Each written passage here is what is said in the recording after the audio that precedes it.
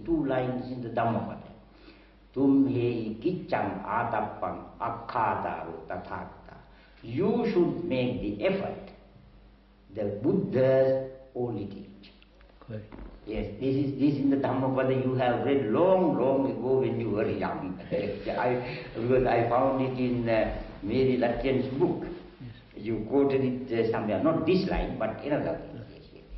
Then, another very important thing many people don't understand when you say, I must say this openly, let them know it, which they don't understand, your emphasis in awareness, on awareness, mindfulness. This is a thing in Buddha's teaching very important, extremely important. This is given in the Satipatthana Sutta. To be aware, to be mindful. I myself was surprised when I read in the Mahaparinibbana Sutta, that is the discourse sutta about the last months of his life. At every point, wherever he stopped and talked to his disciples, he said, always be aware. Cultivate awareness, mindfulness. It is called Satipatthana, that means really presence of awareness, presence of mindfulness. This also is one of your very strong points in your teaching, which I appreciate very much and follow. Then, another interesting thing, your emphasis always on impermanent suffering, impermanence. This is one of the fundamental things in Buddha's teaching. Everything is impermanent. There is nothing. And in one place you say exactly freedom, I think it is in the book Freedom from the Unknown I have, to discover nothing is permanent is of tremendous importance, for only then is the mind free. That is exactly in the Four Noble Truths of the Buddha, that when you see that. Then another very interesting small point I want to mention, how your teaching and the Buddha's teaching go together without any conflict. I think in one place, in one Freedom from the Known, in that book, you say, control and outward discipline are not the way, nor has undisciplined life any value. When I read this, I wrote there also on the margin. Buddha told a Brahmin asked the Buddha, how did you attain to these heights of spiritual and intellectual height? By what precepts? By what discipline? By what knowledge did you attain? Buddha said, not by knowledge, not by discipline, not by precepts, not by works, nor without them. That is the important thing. He said, not by these things, but not without them also. Exactly what you say, you condemn this slavery to discipline, but without discipline, life has no value. That is exactly in Zen, which is Buddhism after all. There is nothing called Zen Buddhism. Zen is Buddhism. Yes. In Zen, the discipline, this attachment and slavery, that is very much condemned. But there is no Buddhist sect in the world, I think, where discipline is so much emphasized. I think Dr. Schlegel will say about this later. Therefore, all these things, we have many other things to talk, but to begin with, I want to say that these things, these fundamental things, are quite in agreement, and there is no conflict between you and the Buddha. Of course, you are not a Buddhist, as you say. No, and I myself don't know what am I. That it does not matter.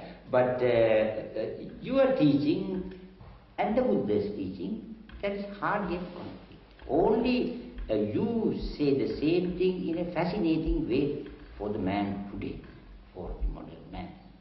And now I would like to know what you think about all this.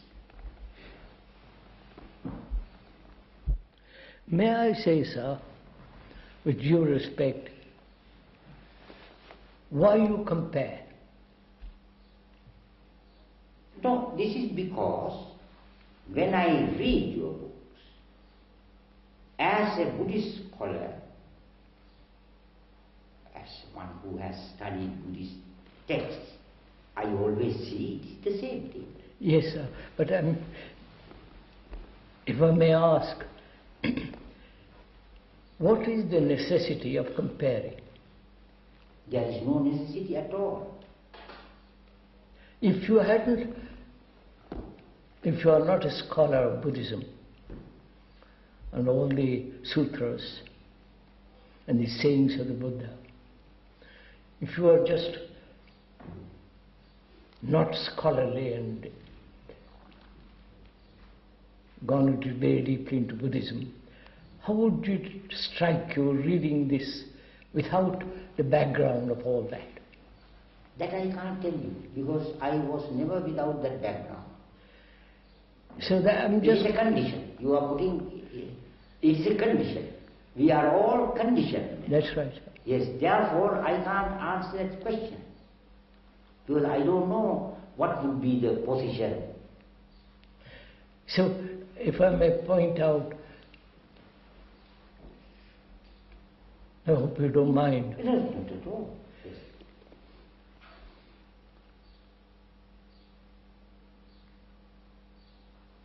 Does knowledge condition human beings? Knowledge of scriptures, knowledge of what saints have said, and so on, so on, so on, the whole gamut of so-called sacred books. Does that help man at all? It certainly, scriptures and all our knowledge condition man. There is no doubt. It conditions.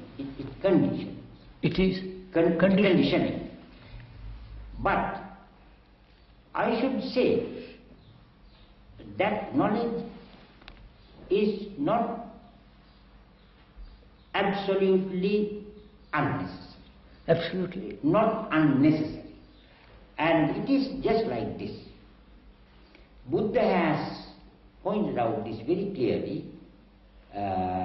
You want to cross the river. There is no bridge, but you make a boat for yourself and you cross with the help of the boat. Going to the other shore, if you think, oh, this boat has been very useful to me, very helpful to me, I can't leave it here, I will carry it, and you put it on your shoulder. And he asked the bhikkhus, is that man acting rightly? He said, no. Then, what you should do is, you say, of course this boat was very helpful to me, but I have crossed. Now it is no more useful to me, and I leave it here for somebody else to leave. That is the attitude for knowledge and learn. Buddha says, even the teaching, not only that, even the virtues, so-called virtues, moral virtues, are also like the boat. And they have a relative value and conditioned value. I would like to question. Yeah. I'm not doubting what you are saying, sir, but I like to question whether knowledge in its actual sense has liberating quality of the mind.